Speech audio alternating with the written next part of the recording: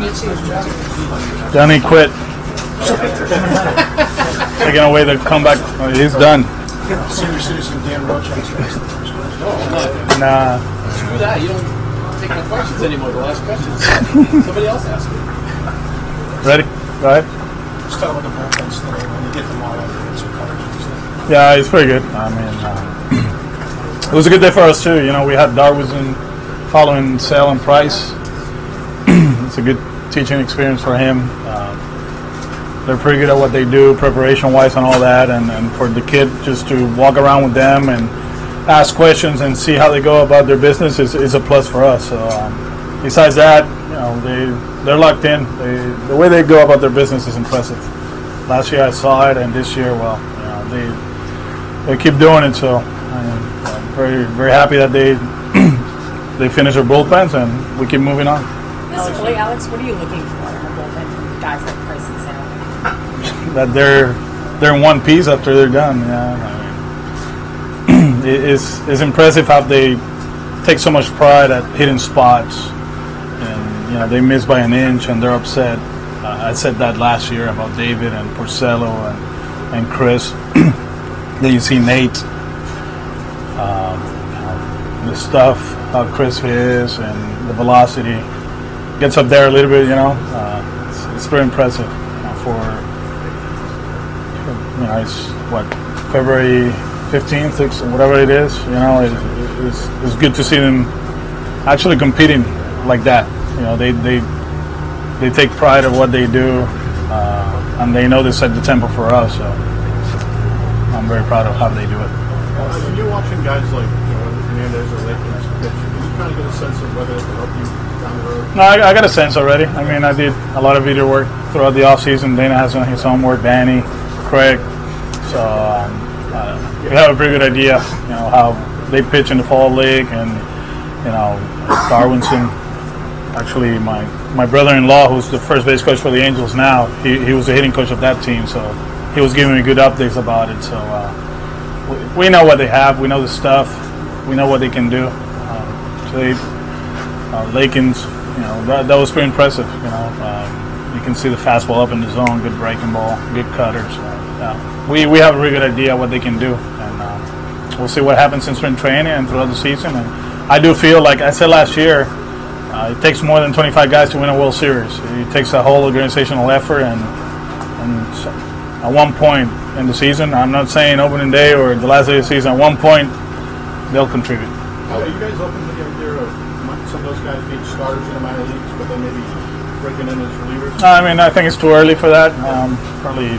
You know, Darwinson is the guy that we do feel that, you know, if he doesn't shock the world and surprise everybody here, we'll keep him as starter. You know, hitting his innings and develop other pitches. You know, I'm not saying he doesn't have a shot, but if that's the case and he gets sent down, probably he'll be a starter so he can develop his other pitches. Did you want them in, like guys like Hernandez and Lakins? Did you want them in that environment with your established stars, just to sort of observe and maybe learn some things and be part of that group?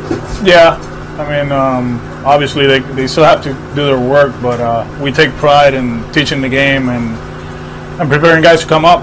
That's the bottom line. We know they're going to contribute, so it's good for them to hang around the 1, 2, 3, 4, 5 of the rotation. You know, if you're lefty, well, those two are pretty good, and it's good for them to hang around. Well, did a good job with last year with a few guys, and it paid off. You know, so it is part of what I believe. I'm not a big believer that because it's your first spring training camp, you just have to be isolated and you got 84 or 85. Well, you can't hang out with established players. Spring training is long as it is, and there's time to learn. And especially now that it's going to be heavy from Monday off, but it was a good day for him to hang around, and we'll do it throughout the spring training. Is there any plan yet to get Mejia and Big big league games or anything like that? Not yet. When you look at Dana, Pedro, and things, how much more comfortable are you with them and what they're doing, and also them with the pictures as they go about this, helping them and putting things out there like in water? I mean, they're great. Our whole pitching group is outstanding. Bush, Bannister, CB, Dana, Pedro, Walk, Abby, Ralph. It's good to sometimes sit down and listen to them and learn. That's not my area, I just have to take them out when I have to take them out and do that stuff. But they work together. It's nonstop, and the feedback and the way we go about their business, the communication with our analytic department is pretty solid. I was joking today with them because you start watching other teams and bullpens, and you see all these cameras and all these laptops. I'm like, are we short in material here? And all of a sudden, we had like everything out there. So that's the way the game is going. The game is about communication and trying to maximize, the strength of your guys. And you have a lot of cool stuff out there that gives you a lot of information, and we're taking advantage of it. But at the same time, there's a balance, which I love.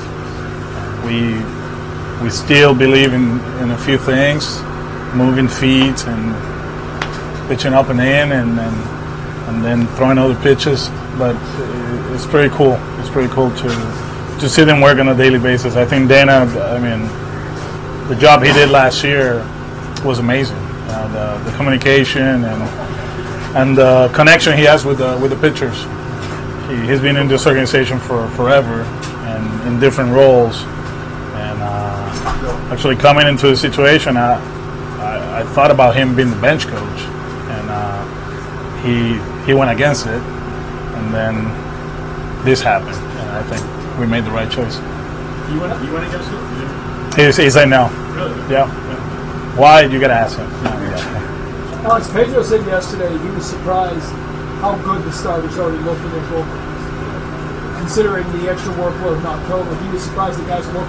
He said they're ready to pitch now. Have you seen that already? Are you surprised how far along they look? They're not ready to pitch, but the way they go about their business, like even today, different guys, different amount of pitches. I think Nate was like 40 and Chris was 40.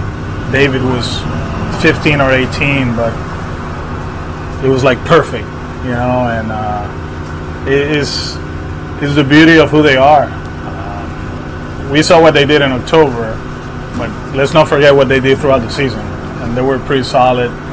They posted almost every time, and I don't know how many quality starts we had. I don't get caught up on all that, but it felt like whenever they got on the mound, we had a chance to win, and that's a good feeling. You had a need for a full season. He runs another year, sure. How excited does it make you just about how good this rotation is? It's one of the best, if not the best, from 1 through 5. We're thinking about if we're going to split them up, the lefties, how we're going to do that. But it's cool because our lefties, they're all different.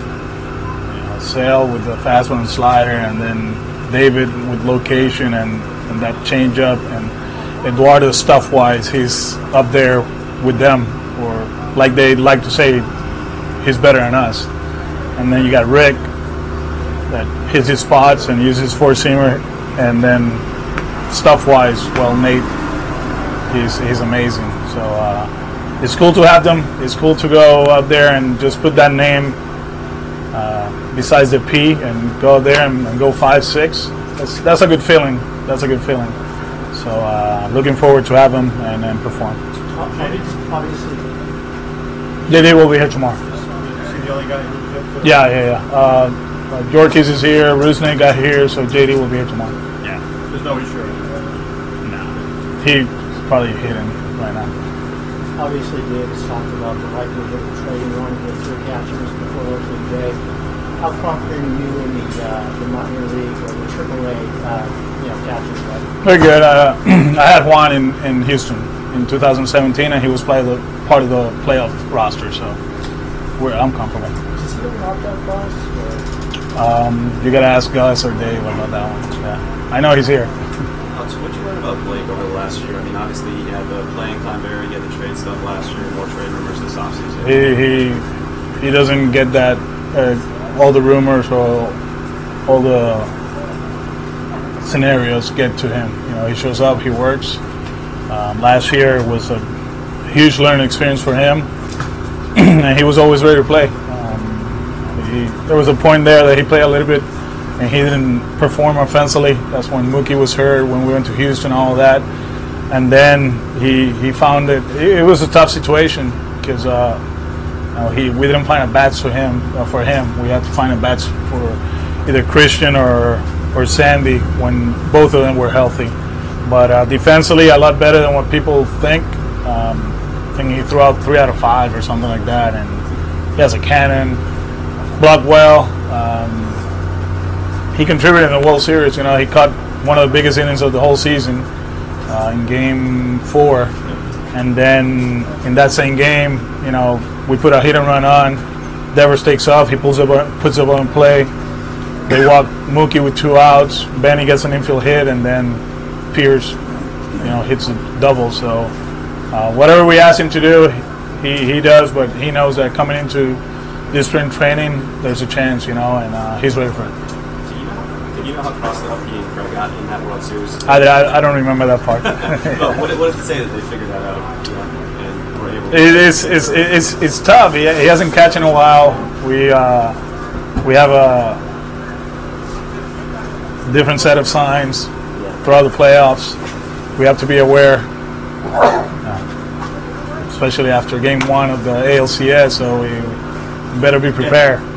And you go out there, okay, pinch hit and run, put your stuff on, and then try to close out the game. So it's not that easy, but he survived that day. Yeah.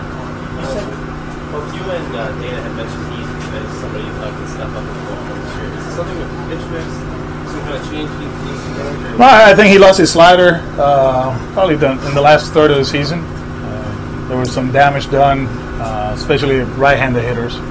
Remember, Encarnacion hit one, but then he made adjustments on the rubber, and he actually threw the ball well towards the end. He pitched in Game 3, and I think he struck out Bellinger with a curveball, if I'm not mistaken, 3-2. It was a good pitch, or Taylor, I want to say.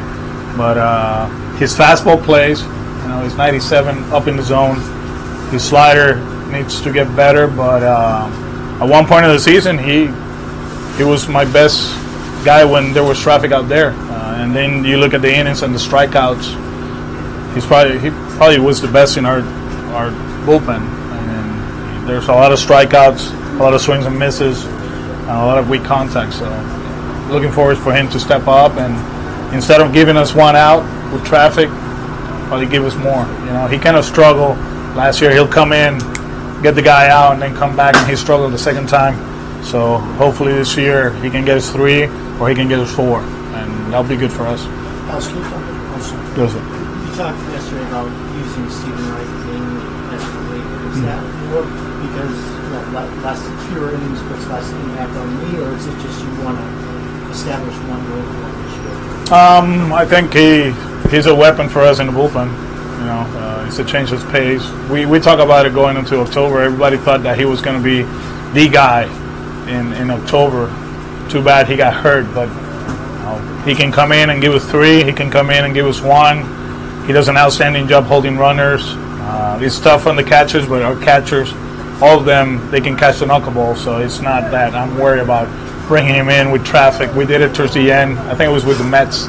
He came in, did an outstanding job. So I think for this team, for where we at, with the roster, he's a weapon for us out there.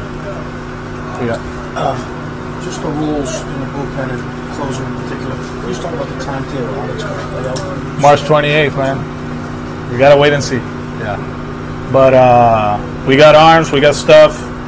It's just a matter of see how we do it in spring training. But March 28th, if we up 3 or whatever, we'll figure out. We'll find out. Or with the guys, will that be evolving as you go along in the conversation? We'll talk to them about it. Yeah. In your conversations with Devers during the off season, since getting back here, how much do you think he's benefited from the experience of his first full big league season? He benefited a lot. He was the player we envisioned throughout the season. We saw it in September and October. When he went on that rehab assignment, either he missed the big league, so he decided to make an adjustment, and he slowed down the at-bats. He wasn't chasing too much up in the zone. When he did, he hit Verlander out, so you were okay. Yeah, but that was up and in, so he stayed through it. He actually put good at-bats. Ron Darling called it, too. That was good. That was pretty cool. But, no, he struggled against Ryu, I think it was. Yeah. You know, but that's a lefty. That's a tough one. But he did a good job. He played great defensively. You start watching games and you forget that he made that play down the line against Machado, and he turned a few double plays. It seems like he slowed it down, and he's 22, so he looks great.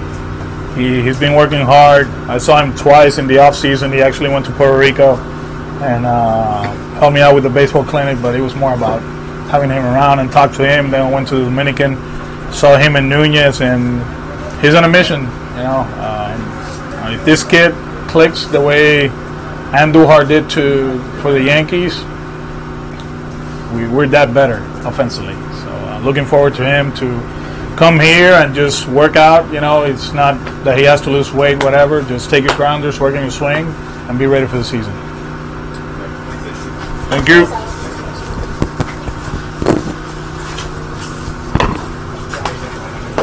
No, tomorrow's gonna be a short day, so.